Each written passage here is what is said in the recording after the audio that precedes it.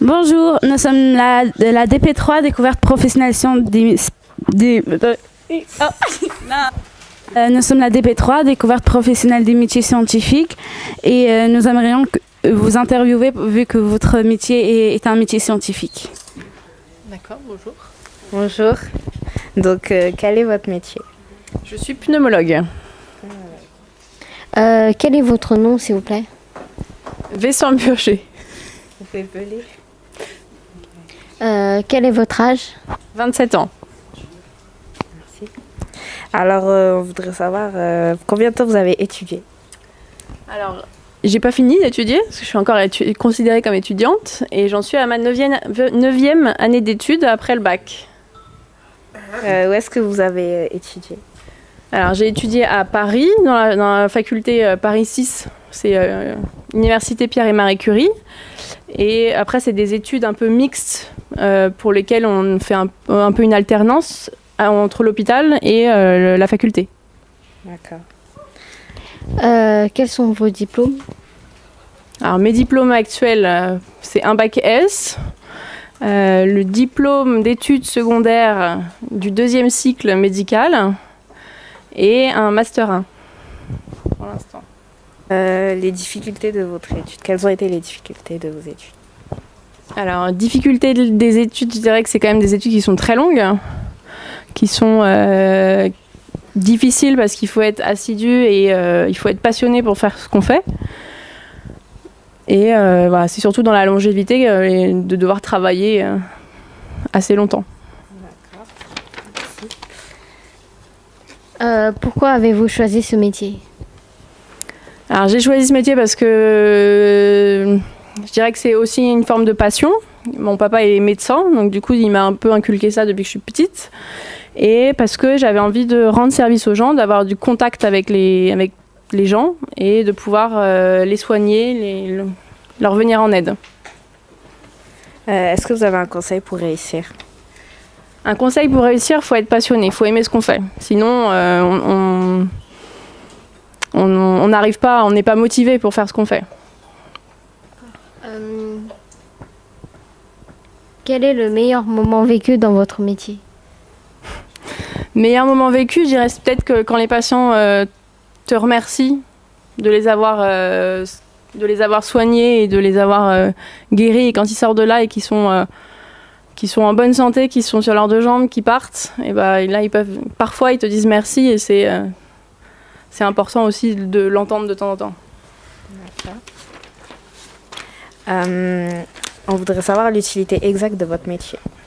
Alors, donc, je suis pneumologue, donc je suis spécialiste des poumons. Et donc, c'est de soigner les maladies à visée pulmonaire. Votre employeur? Alors, le nom de mon employeur, c'est l'APHP, c'est l'Assistance publique des hôpitaux de Paris.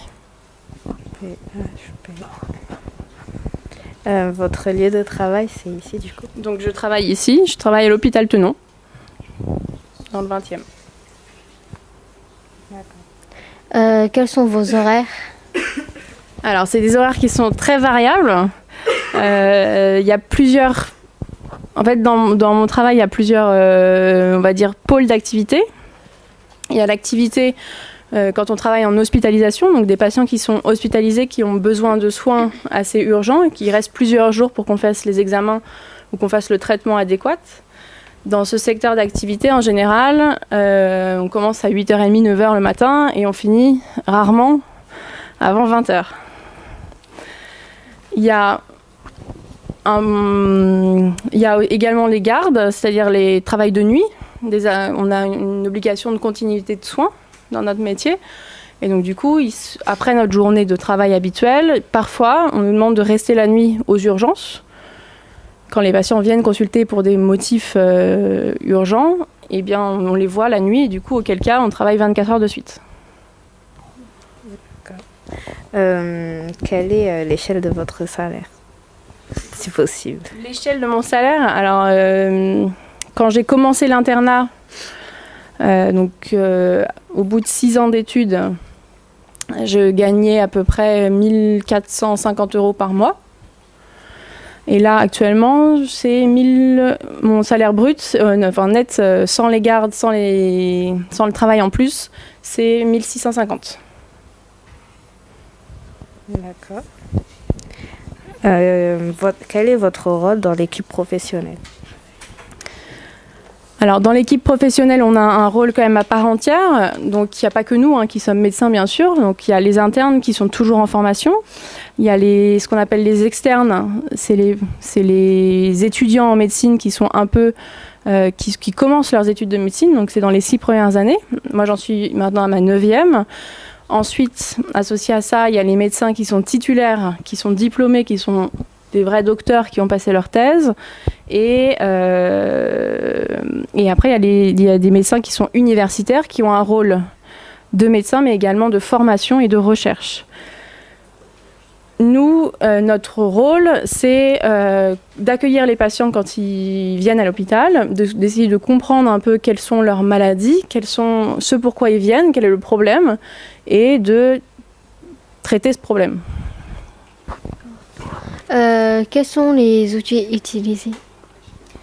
Alors, les outils utilisés, c'est d'une part notre tête, principalement. Savoir examiner les patients. Donc, on examine aussi, on pose beaucoup de questions aux patients pour savoir un peu ce qui les amène, quels sont leurs parcours. Et puis après, on a tout le matériel, qui est matériel médical qui est à notre disposition. Donc, des choses simples, comme par exemple un stéthoscope pour écouter les poumons dans ma spécialité, pour écouter le cœur. Et après, il y a d'autres examens d'imagerie que sont la radiographie, le scanner, l'échographie et plein d'autres choses. Est-ce que votre métier est dangereux? Alors, en soi, on dirait que non, c'est pas dangereux. Après, ça nous est arrivé de parfois se faire agresser par des patients, notamment quand on est aux urgences. Donc, ça peut devenir dangereux. Et surtout, dans ma spécialité en pneumologie, on peut être confronté à des maladies qui peuvent être contagieuses et donc que les patients peuvent nous transmettre. Donc ça a une certaine forme de dangerosité, mais en règle générale, on a tout ce qu'il faut pour se protéger de tout ça. Quels sont les avantages et les inconvénients De mon travail ? Les avantages, c'est qu'on rencontre beaucoup de personnes différentes et que c'est quand même un apport, ça c'est très important de voir des gens de différentes cultures, des gens qui viennent de différents milieux et qui ont aussi des maladies qui sont très différentes. Donc c'est aussi ça qui m'intéresse parce que je suis médecin. C'est très diversifié. On fait pas tous les jours, chaque jour est différent et chaque jour quand on se réveille le matin et qu'on va à l'hôpital, on ne sait pas ce qui va nous attendre. Donc c'est vraiment, il n'y a pas de routine, il n'y a pas de quotidien et ça change tous les jours. Après, ça peut être aussi un inconvénient, c'est-à-dire que nos horaires, c'est pas des horaires fixes. C'est-à-dire s'il y a quelqu'un qui va pas bien et dont on doit s'occuper, on va pas dire ça y est, il est 18h, j'ai fini ma journée, au revoir. C'est qu'on reste pour s'en occuper. Les inconvénients, c'est que c'est quand même assez contraignant.